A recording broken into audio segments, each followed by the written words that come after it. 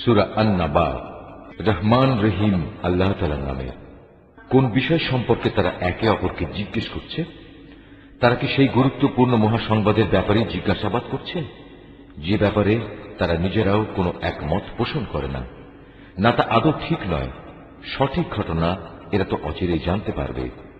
আবারও তোমরা শুনে রাখো, কিয়ামত আসবেই এবং অতি সত্বরেই তারা এ সম্পর্কে জানতে পারবে।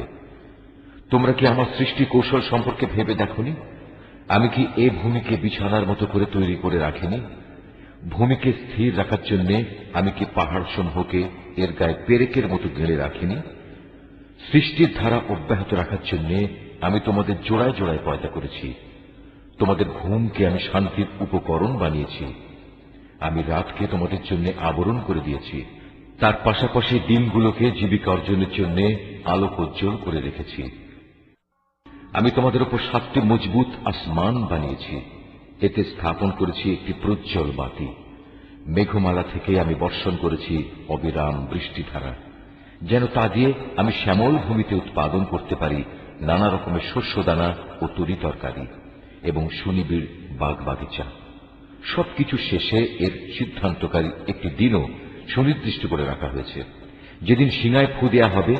প্রলয়ঙ্করী ফুঁর সাথে সাথে তোমরা দলে দলে আসবে, যখন আসমান খুলে দেয়া হবে এবং তা অনেকগুলো খোলা দরজায় পরিণত হয়ে যাবে। পর্বতমালাকে সরিয়ে দেয়া হবে এবং তা মরীচিকার মতো হয়ে যাবে। নিশ্চয়ই জাহান্নাম পাপীদের জন্য এক গোপন ফাঁদ। বিদ্রোহীদের জন্য তা হবে নিকৃষ্টতম আবাসস্থল। সেখানে তারা কালের পর কাল ধরে পড়ে থাকবে।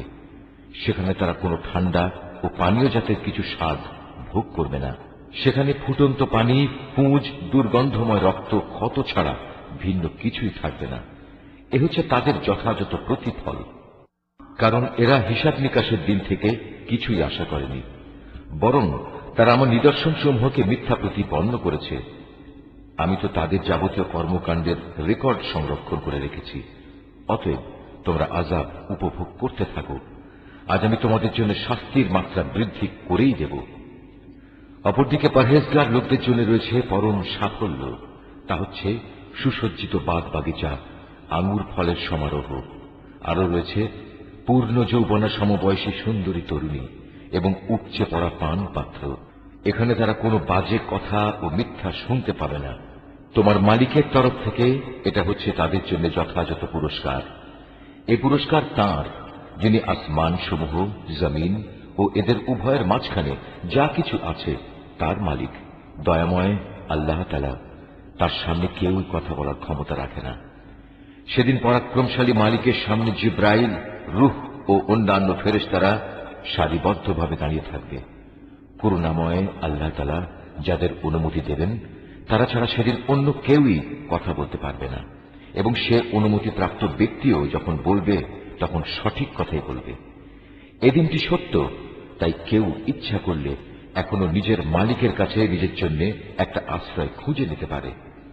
আমি আসন্ন আযাব সম্পর্কে তোমাদের সতর্ক করে দিলাম।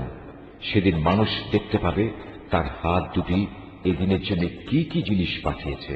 এদিনকে অস্বীকারী ব্যক্তি তখন বলে উঠবে, ধিক এমন এক জীবনের জন্য। হায়, কত ভালো হতো যদি মানুষ না হয়ে আমি আজ মাটি হতাম।